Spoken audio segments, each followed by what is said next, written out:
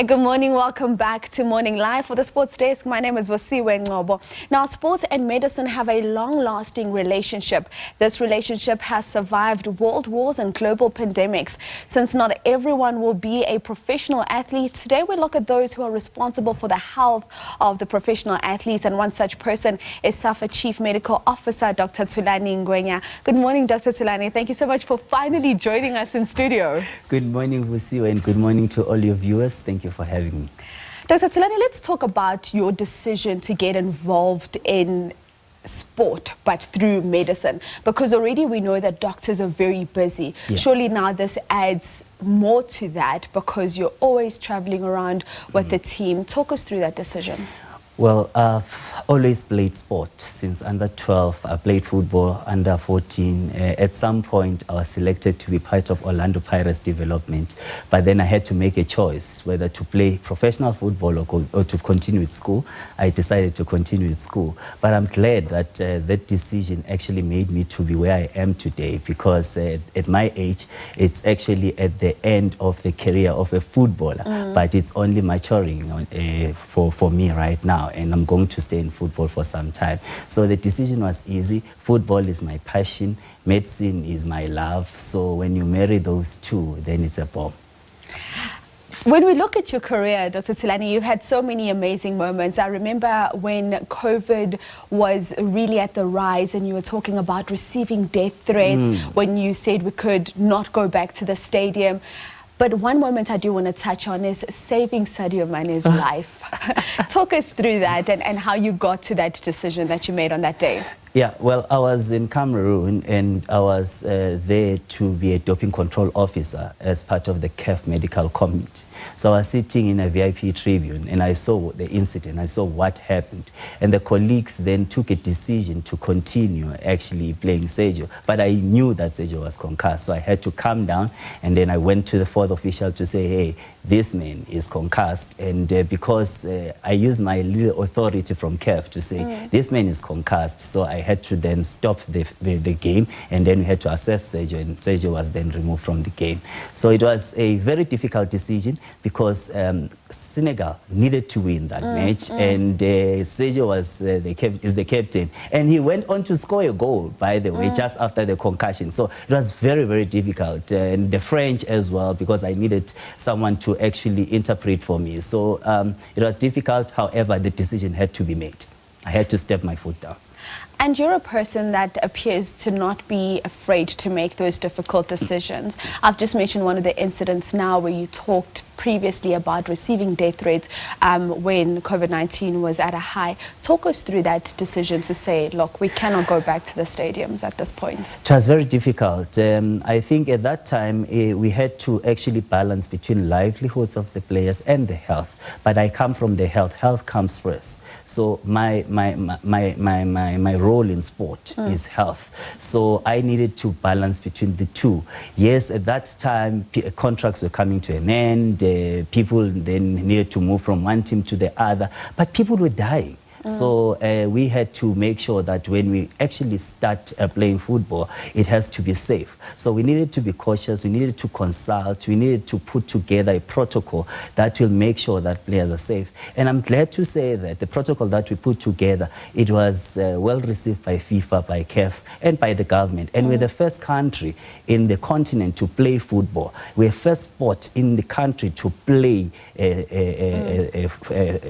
during the times of COVID. Yeah. And our protocol was then taken by CAF, and they used it to do their own protocol. And part of the protocol was also used by FIFA. Hence now I find myself in the FIFA subcommittee. That is amazing work, and you speak about safety. When we look at safety, it's such an important part to make sure that you have a medical team at football games, at sporting events. But we also know that there are certain areas, rural areas, where you'll find that namatona but they cannot afford those medical facilities. Would you say that we've done enough as a country to ensure that even for those that are disadvantaged, they can still play the games that they love, but still know that their safety is number one? Absolutely not. But then what we are actually trying to do, because we understand that to have a doctor, it's costly. But what we are doing to try and bridge the gap, we have actually now incorporated the medical aspect in the D license course, which is the basic course in the coaching program. From you start at D license, so we started there and then incorporated the medical aspect, where I go and give a talk to the coaches for them to at least be able to save a life. I mean, in South Africa, we have heard about 5 incidences of cardiac arrest at junior level. They are not known, they are not documented, because they were happening during training, they're happening at grassroots, and that 5 is too many. It's just too many. And we decided that I need to go around and then start giving this talk to the coaches, so that they at least know the basic way of actually saving a life, especially when you have a cardiac arrest. Now, being a medical doctor, particularly in the sports space, is a thankless job. Not many people will recognize the things that you have done to actually make sure that things go according to plan. And the role that you play in ensuring that teams are also successful. I mean, I was listening to an interview, Gadli Basa, the other day, and he spoke about how the medical team was just so pivotal in making sure that he can play again. Talk us through some of those moments that you've had where players have come up to you and said, Dr. Thulani, thank you so much. This is all you. Well, my greatest breakthrough was when I helped Idumile Nkune. It was back in 2014 when Shakes Mashaba was the coach of Bafana Bafana.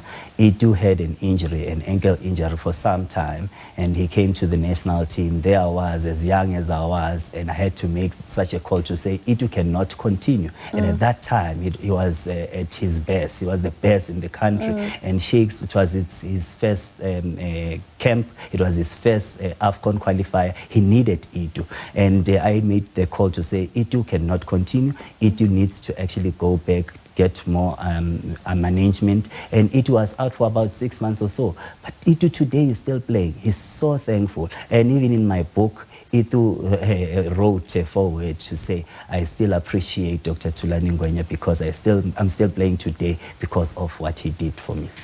You mentioned your book now, you're holding it in your hand. Just tell us more about what your book is about, Sports Medicine, My Love and Passion. So the book is about my journey, where I started and where I am today. It actually takes you through the challenges that I faced and the lessons, most importantly, the lessons that I've learned. This book is dedicated to each and everyone that has got a dream, to say your dream is valid and your dream is possible. So yes, challenges may be there, but challenges can also be conquered, and challenges make you a better person. So my book is all about what I've done throughout the year. Yes, I may seem young, but I've done so much. But this is the first volume, and it's a book to actually have.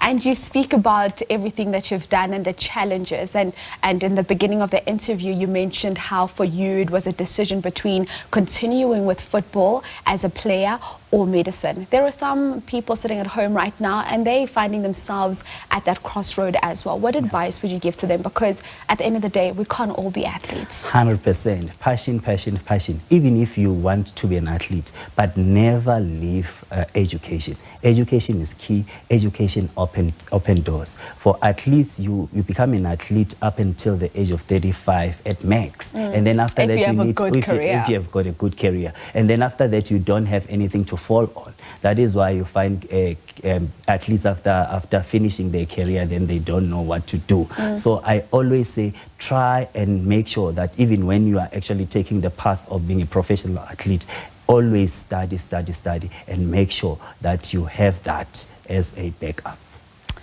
Indeed, Dr. Thulani, thank you so much for joining us this morning. And just as we wrap up with you, what else can we look forward to from you? I know there's a lot of work that you're doing. We've heard some news about a foundation. Yes. Tell us more just as you wrap up. Yes, absolutely. We've started a Dr. Thulani Ngwenya Foundation with three other gentlemen, Sizwe Mzolo and Thabo Magagula. The foundation is got three pillars. The first pillar is education, second pillar is sport, and the third pillar is social development. We are all about development. We want to actually develop an athlete that will compete internationally. We know that as Africans, we compete, but at international level, we never win World Cups. Why? We feel that we're only focusing on the technical aspect and natural talent, but the science aspect of it, we have left it behind. So we want to reignite that. We want to make sure that we have a holistic athlete that can compete and win gold medal. Dr. Thulani, thank you so much for your time this morning, and good luck with umsebenzi eniwenzayo. Thank you so much. That is Dr. Thulani Ngwenya, of course, talking to us about his love for sport medicine, and his book is out at Sports Medicine, My Love and Passion. You can get yourself a copy of that book. But that's how we wrap up your sports bulletin in this hour.